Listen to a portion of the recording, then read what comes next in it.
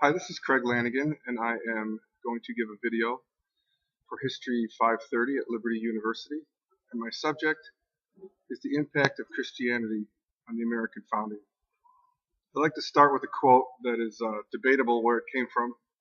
Ronald Reagan cited Alexis de Tocqueville, but other articles I read said that that was not the case. However, whoever said it, we'll just call it an old adage. That's what the Weekly Standard called it. I sought for the greatness and genius of America in her commodious harbors and her ample rivers, and it was not there. In fertile fields and boundless forests, it was not there. Her rich mines and her vast world commerce, in her democratic Congress and her matchless Constitution, and it was not there. Not until I went into the churches of America and heard her pulpits aflame with righteousness did I understand the secret of her genius and power. America is great because she's good, and if America ceases to be good, she will cease to be great. This was the kind of thoughts that went into the concept of self-government that fueled the founding fathers. And Christianity is evident in so many of their words that we have. We have primary sources like John Adams, who said our Constitution was made only for moral and religious people. It's wholly inadequate to govern to the government of any other. Ben Franklin said only a virtuous people are capable of freedom. As the nation became corrupt and vicious, they have more needs. They have more of a need for masters.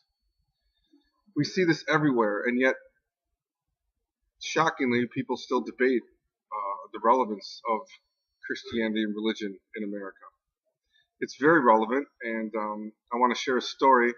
When I was a sales rep years ago, I went to this town in Wheaton, Illinois, and the town was absolutely lovely, and it was the kind of place that just was so attractive with its architecture and obviously a prosperous people, the homes, the landscaping. It was all very attractive place. And I noticed there were churches everywhere, and more churches than I'd ever seen in one place. And it turns out that actually was the case. Trivial Pursuit listed them as the most churches per capita, or the second city in America with the most churches per capita. And I knew a gentleman from there, and we had debated politics and religion. He was a pretty strong atheist, and I found out he was from there, and I was kind of perplexed that Christianity did not leave a positive mark on him. And he said that he did not see any connection between the quality of life in that town and the quality of and the Christian population and the immense amount of churchgoers. So that's just how it is. Some people fail to see it, and certainly in America on the whole, it's very obvious that Christianity was profoundly impactful on the founding of America. Religious persecution drove people here, as a matter of fact, and more to the point, from Europe. They wanted uniformity of religion in Europe in certain eras, and they wanted to enforce you to be a certain religion. They made you comply with government's involvement in religion.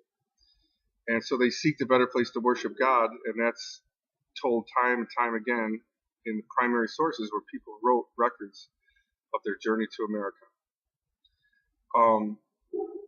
So early books, manuscripts, letters, paintings, even music reveals that Christianity played a major role in the founding of America. It shaped our early American life and our politics.